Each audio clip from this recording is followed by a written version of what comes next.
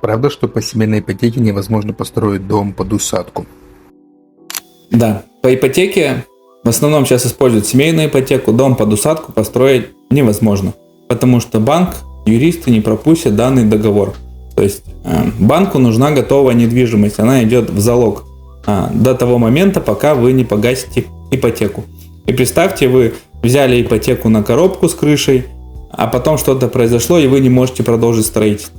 Банк никогда не сможет эту коробку с кровлей продать, потому что это не готовый дом, это полуфабрикат. Есть только стены, балки, перекрытия и крыша с кровлей. Ему нужен готовый дом, недвижимость. Это зарегистрировать вы можете дом как жилой только когда есть замкнутый теплый контур. Чтобы был замкнутый теплый контур, это нужно утеплить пол, потолок, утеплить крышу, сделать, например, лестницу на второй этаж, поставить окна, входную дверь и провести электрику. Если есть электрика, вы можете уже поставить электрорадиаторы, и дом будет на электроотопление работать, функционировать. То есть это уже жилая недвижимость, вы ее можете зарегистрировать, подтвердить право собственности и оформить залог на банк на момент, пока платится ипотека. Получается, нет варианта построить дом под усадку по семейной ипотеке? Нет, никакого варианта под усадку по семейной ипотеке построить нет. То есть вариант только такой, что все включено в смету, например, у вас есть деньги на отделку, например, да, и тогда у вас ипотека просто будет меньше. То есть у вас первоначальный взнос увеличивается, а ипотека уменьшается, соответственно, в любом случае в смете должны быть прописаны вот эти работы, все виды работ, которые позволяют далее зарегистрировать дом как жилой.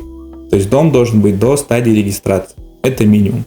Но мы все-таки рекомендуем, если вы берете ипотеку, включать все необходимые коммуникации, дальше водоснабжение, канализация, отопление, чтобы у вас дом был полностью функционируемый.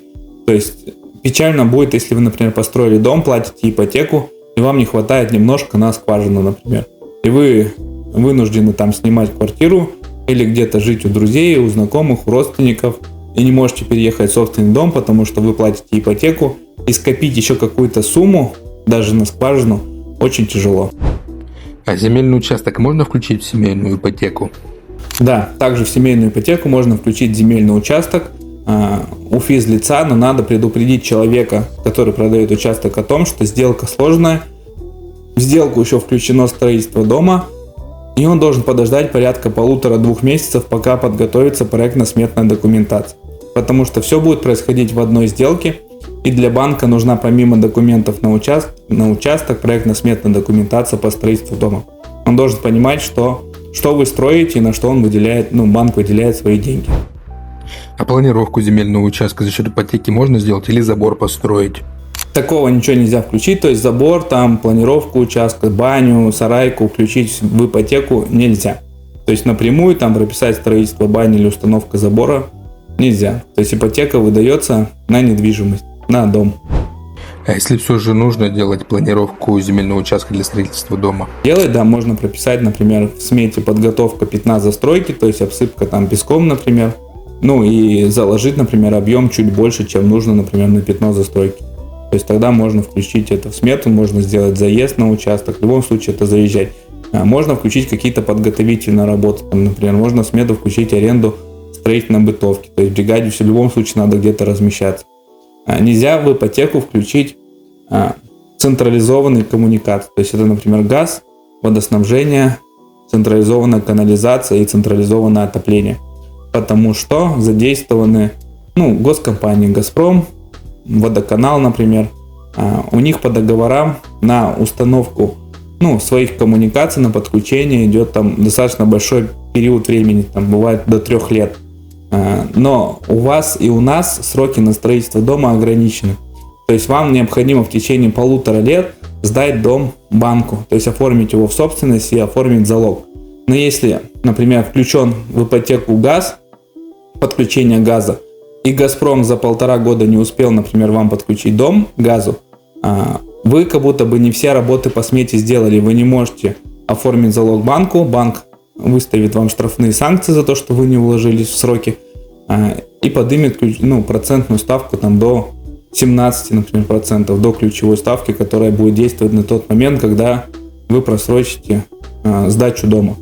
То есть это тоже печальная ситуация, поэтому не надо с этим шутить и не надо просто включать в эту ипотеку, а лучше под накопитель, например, если у вас есть деньги, оставить их вот как раз на подключение газа, а первоначальный взнос просто сделать минимальный, который нужен. Что это за история с необходимостью подготовки 3D-визуализации, из-за чего частные бригады не могут брать дома по семейной ипотеке, а вы при этом можете? Да. Когда строится дом по семейной ипотеке, сейчас придуман строительный портал, на который нужно регистрировать проект дома и скидывать смету, чтобы банк и вот этот портал понимал, сколько в реале стоит дом. Чтобы зарегистрировать проект на этом сайте, он публичный, необходимо сделать красивую фотореалистичную 3D-визуализацию. Простой человек этого сделать не сможет, то есть вам в любом случае нужно заказывать проект у подрядной организации, либо у инженера-проектировщика и дизайнера. То есть не все проектировщики могут нарисовать дизайн-проект фотореалистичный, там внешний вид дома. Проблема в том, что этот портал, там либо искусственный интеллект, либо какой-то человек сидит и проверяет картинки. Для чего это сделано, непонятно. То есть по факту, вот сколько мы работаем, еще ни разу не построили точно такой же дом, другой человек не построил точно такой же дом, который по проекту, который сделал другой заказчик. То есть у всех разные потребности, у всех разные количество там человек в семье, у всех разные подъездные пути, стороны света по-разному располагаются, то есть помещение внутри надо поменять, например, отзеркалить. И нужно это все хорошо продумать, и каждый проект индивидуально регистрируется на этом сайте. И нам постоянно возвращают, то им не нравится, там, как тени от дома падают, то не нравится, как там что-то где-то не совсем красиво нарисовано, что там сделано, например, на визуализации красивая водосточная система, там снегозадержатели, навес вместо крыльца, например, стоит, а на плане этажа это не отрисовано. Хотя навес вы можете поставить, это аксессуар обычный там на крыльце, а можете не поставить, и у вас просто дверь будет, например. То есть там ко всему вот этому придираются, и куча раз приходится переделывать вот эту визуализацию. И самое важное, когда вы дом будете сдавать, вводить в эксплуатацию, оценщик от банка будет смотреть, как построен дом. Соответствует ли дом тому проекту, который зарегистрирован на этом строительном портале. Если он не соответствует, вас заставят привести в порядок дом, то есть переделать там окна, двери уже поменять не получится. То есть как мы с вами запроектировали, так дом и должен будет построен. Поэтому рекомендую все-таки потратить время на этапе проектирования и все хорошо продумать, потому что переделать потом будет очень сложно. Частные бригады вряд ли смогут построить вам дом по семейной ипотеке, потому что сейчас это все сложно. Во-первых, нужно получить аккредитацию в Сбербанке, либо в любом банке, который работает с банком Дом РФ. Аккредитацию, в принципе, пройти несложно, но есть компании, которые даже компании не могут пройти эту аккредитацию.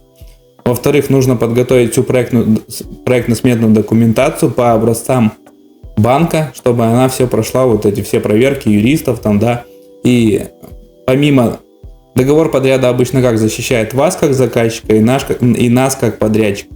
Но при этом в договоре подряда теперь должно быть прописана защита банка.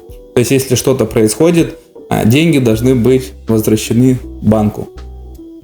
Также по семейной ипотеке дом строится через escrow счет. Escrow счет — это закрытый счет, пользоваться этими деньгами никто не может. Вы платите ипотеку, но эти деньги лежат замороженные. Строительная компания строит дом за свой счет, и только когда дом зарегистрирован, все документы отправляются в банк раскрывает escrow счет, и подрядчик получает свои деньги с этого escrow счета. То есть, и чтобы построить дом, который стоит от 5 миллионов рублей, я не встречал такую частную бригаду, которая располагает такими возможностями. Хорошо, я решил, что буду строить дом по семейной ипотеке. Мне сначала нужно дом выбрать и запроектировать, или сначала понять, какую сумму мне одобрят? Да, какой порядок работы? Вот зачастую нам отправляют проект дома, просят посчитать, сколько будет стоить по семейной ипотеке построить вот такой-то дом. Скидывают там дом на 150, 200, 250 квадратных метров.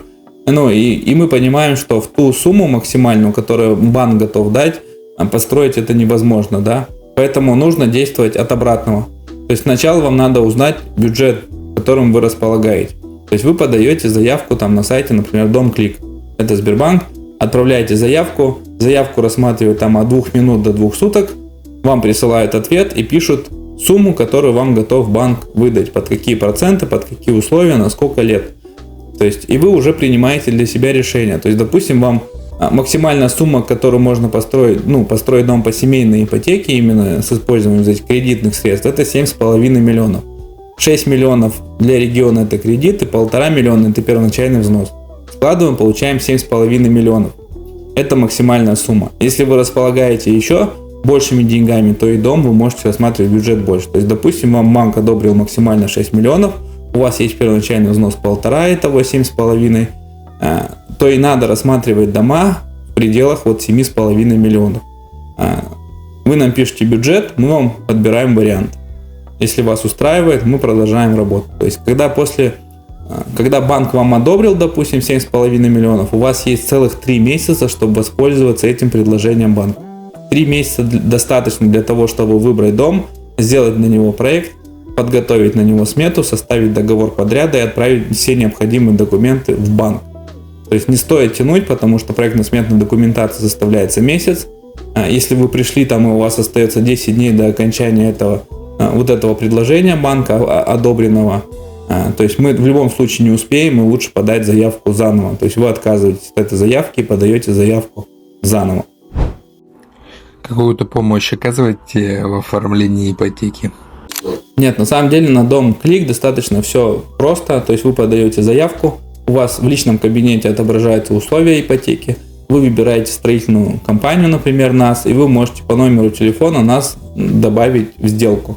То есть любая аккредитованная строительная компания может подключиться к вашей сделке, да, и мы будем видеть, что происходит в этой сделке, то есть какие документы нужны, что нужно по проекту, по договору подряда. И очень удобно тем, что, например, мы скинули договор подряда, вы ознакомились с этим договором подряда, банковские служащие ознакомились с договором подряда. Если у них есть какие-то замечания или произошли какие-то изменения и нужно внести вот эти коррективы в договор подряда, они в чате пишут, мы вносим коррективы, заново все отправляем, они все смотрят.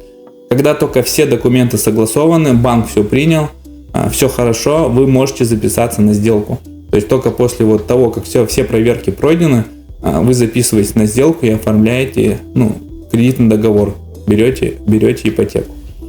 То есть и мы получается, вам помогаем загрузкой всех этих документов. Также очень важно, вся информация там защищена. И если, например, вы скинули какие-то документы, которые вы не хотите, чтобы мы видели, мы не можем скачать, потому что так устроено на дом клик, что вы можете скачать только те документы, которые вы сами загрузили. Если вы не загружали, если я, например, не загружал ваши паспортные данные, то я и не смогу скачать эти паспортные данные. То есть только вы самостоятельно загрузили, вы их видите и видит их банк. А на каком этапе можно еще будет вносить изменения в проект? Пока все документы проверяются, пока вы не подписали кредитный договор, вы можете все поменять. Изменить проект дома, изменить там договор подряда, смету пересчитать, изменить количество и состав работ, да, что требуется, что не требуется, что вы хотите включать, что не хотите включать. Как только все подписано, это очень сложно сделать, потому что мы не можем внести коррективы в договор подряда и в проект без письменного согласования банка. То есть нужно будет получать письменное согласие банка, заново все это согласовывать, заново все переделывать, и не факт, что банк одобрит эти изменения. То есть это все прописано в договоре, так как банк это третья сторона, и между тремя сторонами, получается, нужно все согласовать. А если я не успел за эти 3 месяца ничего сделать? Если вы не уложились в 3 месяца, заново подаете заявку, и банк уже вам предлагает новые условия по тем параметрам, которые будут действовать через 3 месяца.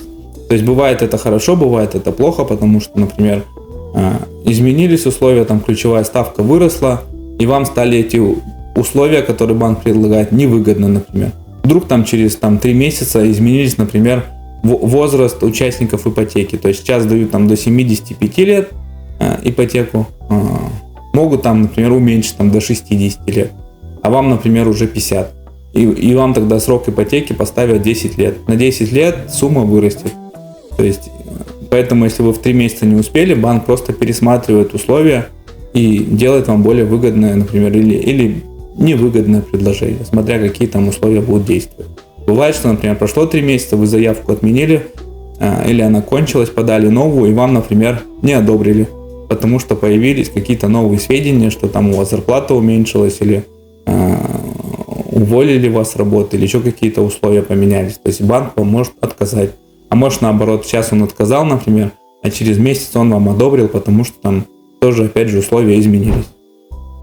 А можете ли посоветовать, как, на каких условиях лучше взять ипотеку? Срок, платеж?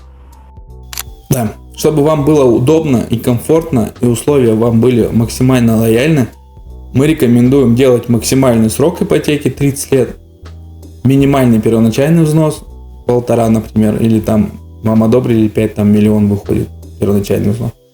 Первоначальный взнос ставим минимум, срок ставим максимум, и смотрим, что скажет банк. Вы поставили минимальные условия, банк их рассмотрел, вам одобрил, а потом вы уже можете внести коррективы. Потому что банк вам в любом случае напишет, например, вы заявку оформили на 4 миллиона, он вам пишет, вы там можете взять 6, например, вы проходите, и вы можете вот в пределах уже менять эту сумму.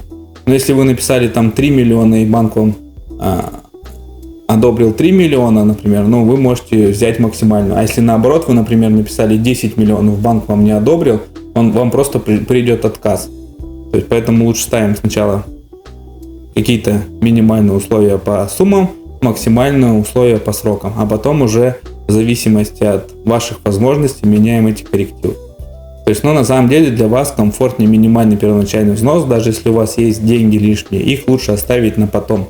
Потому что помимо стройки вам нужно сделать чистовую отделку, там линолеум, ламинат, потолки натянуть, мебель необходимо купить, кухню, там какие-то принадлежности кухонные, там плиту, электроплиту, там вытяжку, там еще что-то, мебель поставить в доме, да, чтобы какая-то хотя бы минимальные какие-то условия были. И вам на это все нужны деньги. Вот есть 2 миллиона, не надо их вкладывать в первоначальный взнос. Вложите там минимальный первоначальный взнос, и 500, там 1000 ставьте себе на достройку, на какие-то хотелки, на то, чтобы можно было уже заехать в дом и проживать. А вы можете ли дать рассрочку на строительство дома? Да. Насчет рассрочки. Рассрочки, к сожалению, не бывает. Можно сделать рассрочку на какие-то услуги, например. Но это сделать тоже, опять же, сложно. Например, дом стоит там 1 миллион. Из этого 1 миллиона 700 тысяч стоят только материалы. Материалы мы купить за свой счет не можем. Точнее, можем, но сейчас мы по семейным ипотекам и так строим дома за свой счет. То есть полностью и материалы, и работу. И просто физически сделать какую-то рассрочку, но это невозможно. Нету лишних денег, чтобы это все сделать. И так приходится где-то кредитоваться, да. И какая-то беспроцентная рассрочка, но это невозможная вещь, потому что мы возьмем где-то деньги, например, в кредит, мы должны оплачивать эти проценты по кредиту, да, это никому не выгодно, ни нам и не вам. А кредиты сейчас космических процентов, там за 20, и никто не хочет эти кредиты брать. То есть еще есть вопрос, можно ли построить по семейной ипотеке без первоначального взноса. То есть кто-то делает, как-то завышает там сметы, еще что-то делает, но опять же, сейчас это невозможно. Дом строится по эскроу счету, это закрытый счет, мы и так пользоваться этими деньгами не можем. То есть мы строим за свой счет, дом строится порядка там года примерно. Есть технологии быстрее, но быстрее полугода вы точно не построите. Представьте, у вас нет первоначального взноса, а первоначальный взнос тоже вносится на эскроу счет в момент сделки.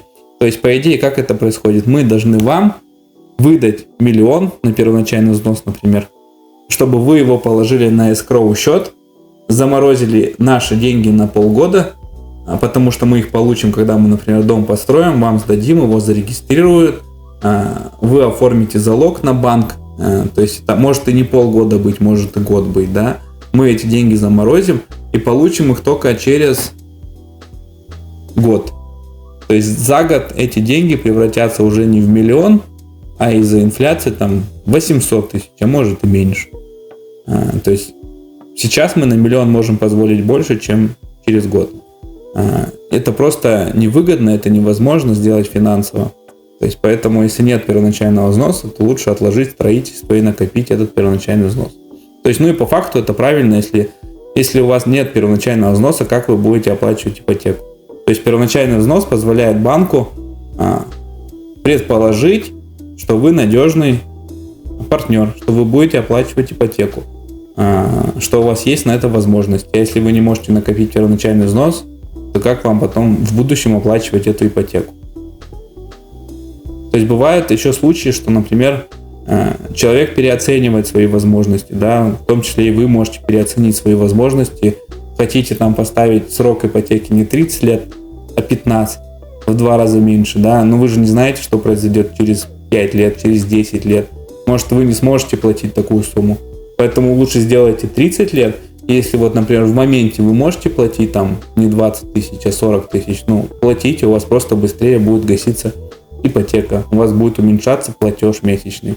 То есть и потом, если что-то случится, у вас не будет так накладно, вы без проблем закроете нужную сумму ипотеки. Есть возможность, платите больше, нет возможности, платите ровно столько, сколько надо. А если у вас есть какие-то вопросы по ипотеке, по семейной ипотеке, арктической, базовой ипотеке, можете смело задавать. Рано или поздно мы на них ответим. Если знаем вопрос, быстрее ответим. Не знаем, уточним у сотрудников банка. И в любом случае вам ответим.